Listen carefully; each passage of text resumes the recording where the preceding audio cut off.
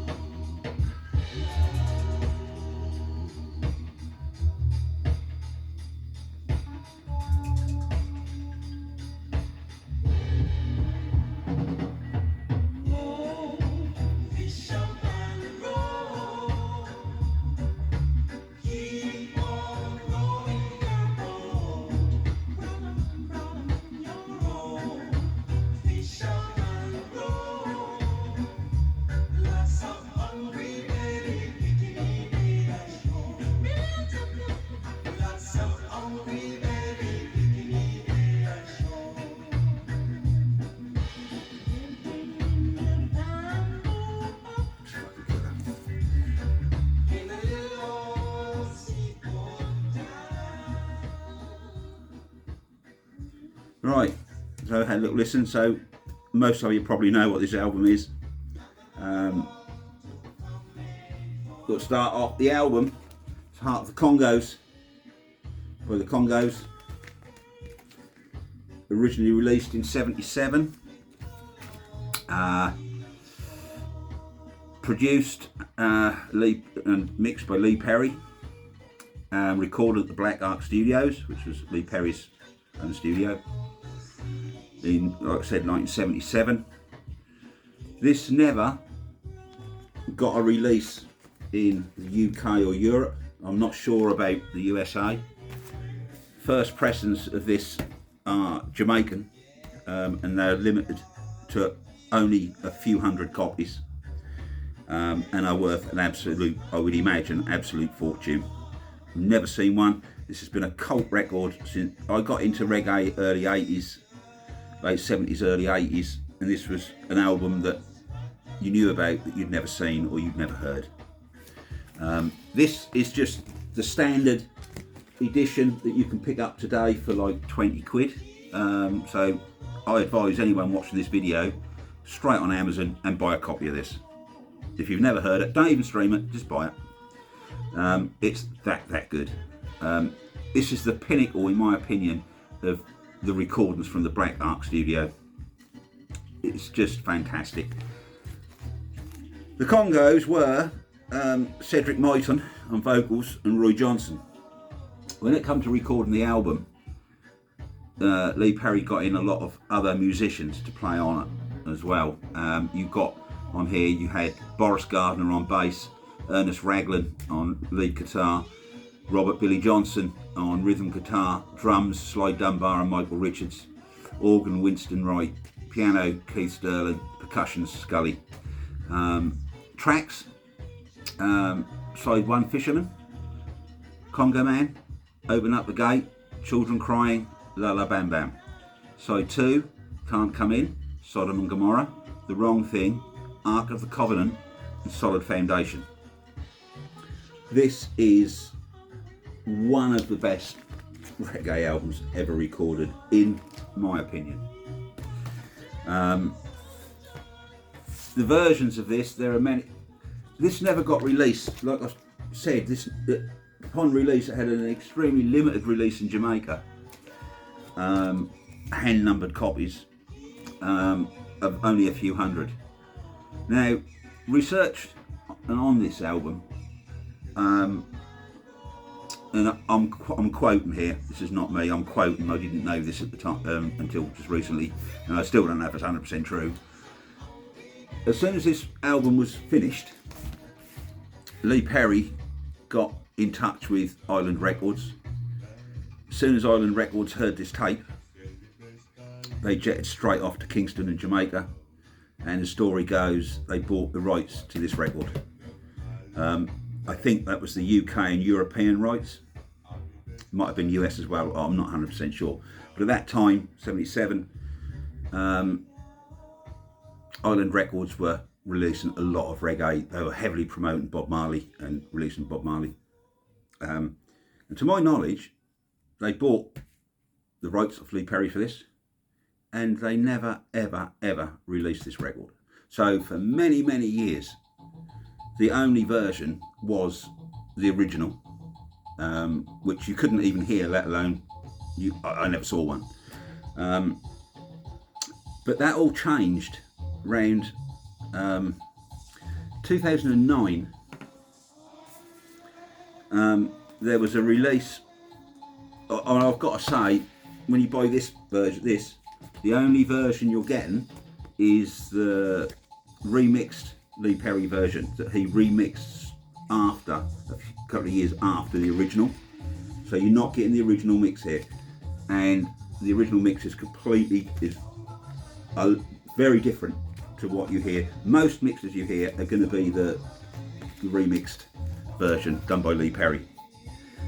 In 1996, Blood and Fire record label released Heart of the Congos. I have the CD version here. This is quite a scarce thing today, and well worth picking up. Out of all the copies I've got, this is by far the best sounding I've ever heard. This album is from this CD. And when this was released back in '96, they also released it on a very limited double vinyl as well, which I believe today is worth goes for a few £100. I've never seen one, let alone yet, but that's that. And the version of this you get is the remixed Lee Perry version, but you also, because you get two discs here, for the first time ever you get the 12 inches and other songs that were recorded at the same sessions but not included on the album. So as far as I know, this is the very first European issue of this. Now, I highly recommend, you can just get that version that's brilliant sound and it's good on the normal vinyl, or you can get this, look out for this. I strongly recommend you look out for this CD or the vinyl version of it if you ever come across it, because just fantastic. But also in 2017, the rights came away from these to VP, a company called VP Music, and they released this triple CD of Heart of the Congos, where they're trying to replicate the original front cover, where it's hand painted here, you know. But why you should get this, and there is also, I believe, a vinyl version of this. I have seen it. That goes for about 50-60 quid on triple vinyl. I'm still looking for a copy. I haven't picked one up yet. I haven't really found one. 50-60 quid's a bit much, really. But what you have on here for the very, very first time since the original Jamaican issue of this, which was only a few hundred copies, you might find one, I hope you do, but chances are you're not ever going to see one, let alone find one, is on here. So you've got the original mix on here, on CD3, So you get CD1, which is the remixed Lee Perry, where he changed it quite considerably. You get the 12 inches and bonus tracks, which, you know, for all of the sessions, which is on here.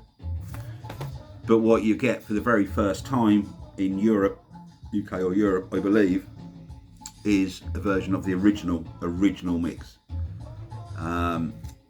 Why do I think you should actually own this album? It's just killer. I mean, it's the way. I think what makes it is it was recorded at the Black Ark Studios. Now, I was in the 80s quite into reggae and whatever. I've got rid of most of that stuff now, but I still collect anything that I can find that was recorded at the Black Ark Studio, you know, and produced by Lee Perry, because I think the sound, it has its own sound, and some of that stuff has a certain groove that is just not on other reggae albums. And I'm not knocking Marley, I like Marley, but for me, I'm getting more into this 70s, Black Ark Studio stuff. Always look out for it, it's worth it. But yeah, Heart of the Congos, which was Cedric Myton. I mean, his vocals are just an album I think you should own. If you don't even like reggae, this is different, completely different, and a thing of its time, and just fantastic. And even today, this hasn't aged. This is just an amazing record. So, highly recommended. First video in the series. We're starting off with a reggae album. Next one, don't know what that'll be. I'll see next week. But take care, everyone, and thanks for tuning in. And speak to you all soon.